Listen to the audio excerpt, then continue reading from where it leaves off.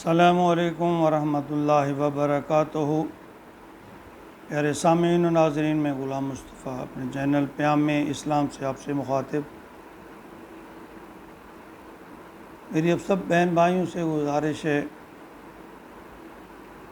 کہ میں اللہ اور اللہ کے رسول کا پیغام آپ تک پہنچانے کی کوشش کرتا ہوں اور آپ اس پیغام کو آگے لوگوں تک پہنچائیں۔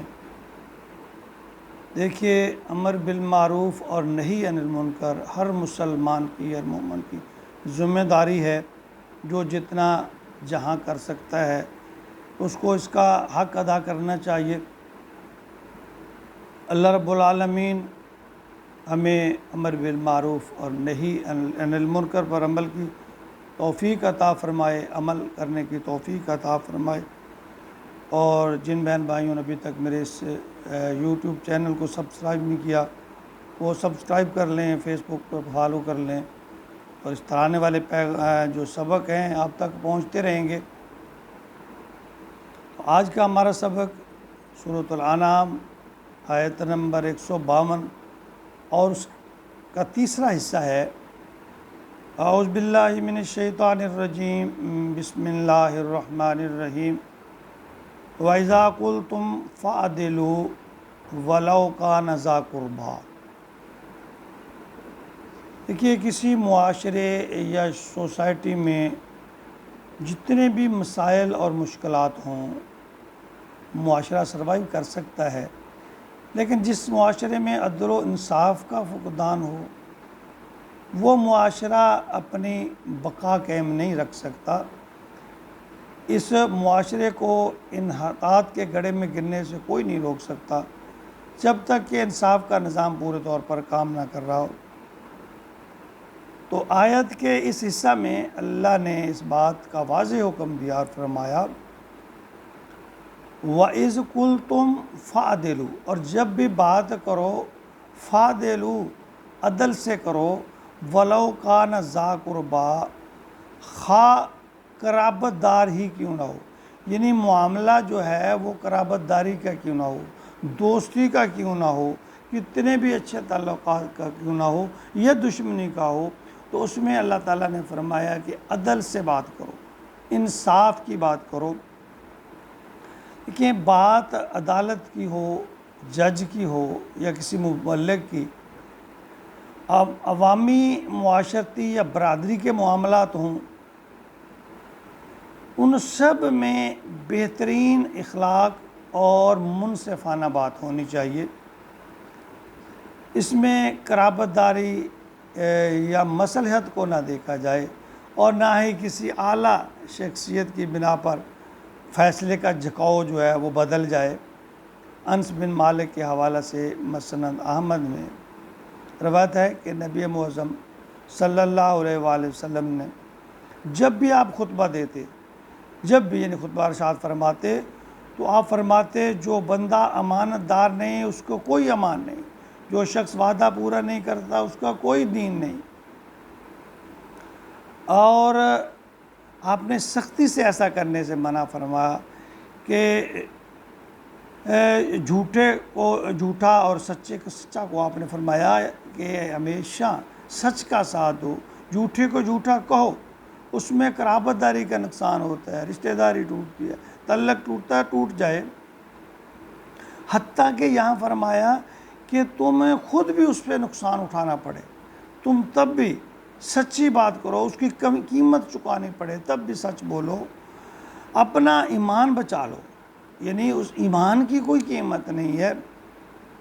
ایمان جس نے بچا لیا سچ بول کر، گویا اس کے لیے گھاٹے کا سودا نہیں ہے، اس نے کامیابی حاصل کر لی ہے۔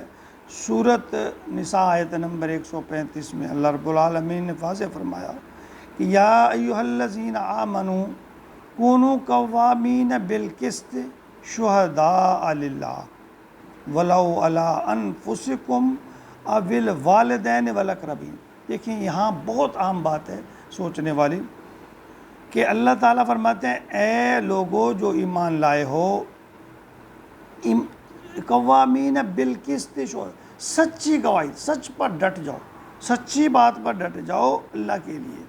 یعنی یہ اللہ کا حکم ہے، اللہ کے حکم کی خاطر سچی بات پر ڈٹ جاؤ۔ اور آگے جو فرمایا گیا وہ بات اس سے بھی زیادہ اہم ہے، وَلَوْ عَلَىٰ أَنفُسِكُمْ أَوِ الْوَالِدَيْنِ أَوِ الْأَقْرَبِينَ، کہ اس کا نقصان تمہیں خود اٹھانا پڑے، تمہارے والدین بھی بے شک اس کے زد میں آ جائیں، تمہارے رشتے۔ اب دیکھیں والدین کے بارے میں قرآن پاک میں اور احادیث مبارکہ میں اس قدر تاکید فرمائی گئی ہے کہ ہر لمحہ کہ وہ بے شک کافر ہوں، مشرک ہوں، تب بھی ان پر احسان کرو، وہ تمہیں برا بھلا کہیں برداشت کرو، انہیں اف تک نہ کہو، ان کی عزت و احترام کرو، ان کا بڑھاپے میں خیال رکھو، وہ تمہاری جنت ہے، اللہ کی رضا اس میں ہے۔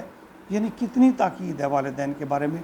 اس آیت مبارکہ میں اللہ رب العالمین نے فرمایا کہ تم سچ پر ڈٹے رہو، سچی بات کرو اللہ کے لیے، اس کا نقصان خواہ تمہیں اٹھانا پڑے خواہ تمہارے والدین کو، حتیٰ کہ تمہارے والدین کو بھی اس کا نقصان اٹھانا پڑتا ہے تو کوئی بات نہیں، رشتہ داروں کو اٹھانا پڑتا ہے کوئی بات نہیں، لیکن بات سچی کرو، یعنی اس پر ڈٹے رہو۔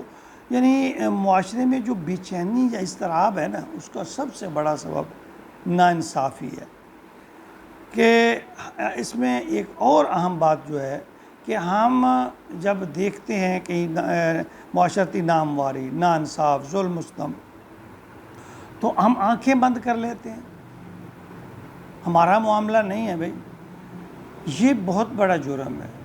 ہم اس جرم کو دیکھتے ہوئے، زیادتی کو دیکھتے ہوئے، ناانصافی کو دیکھتے ہوئے اگر ہم آنکھیں بند کر لیں گے، ہم اس جرم میں برابر کے شریک ہیں۔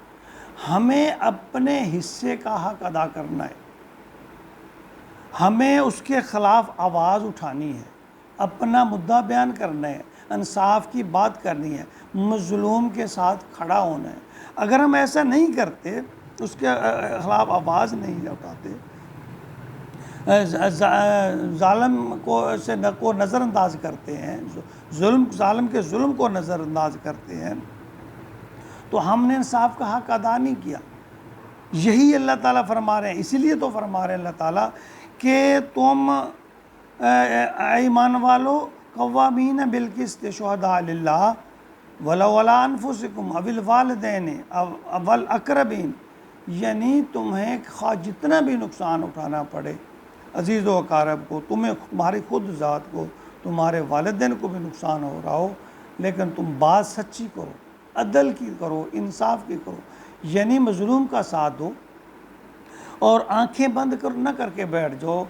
یہ بزدلی منافقت ہے، یہ بزدلی جرم ہے، یہ بزدلی ظالم کا ساتھ دینے والی بات ہے۔ تو ہمیں چاہیے ہم اپنے حصے کا حق ادا کریں، جتنی ہماری استطاعت ہے، ہاتھ سے روکیں، زبان سے روکیں، ایک کردار سے روکیں، جو بھی طریقہ ہمارے پاس ہم اس کو استعمال کر سکتے ہیں۔ دیکھیے جان اللہ کی دی ہوئی ہے، نفع نقصان کا مالک اللہ ہے۔ ہو سکتا ہے اس میں وقتی طور پہ تم کسی سے دشمنی بن جائے، نقصان پہنچ جائے، لیکن اللہ کا ایک حکم ادا ہوگا اور اللہ تعالیٰ حفاظت کریں گے۔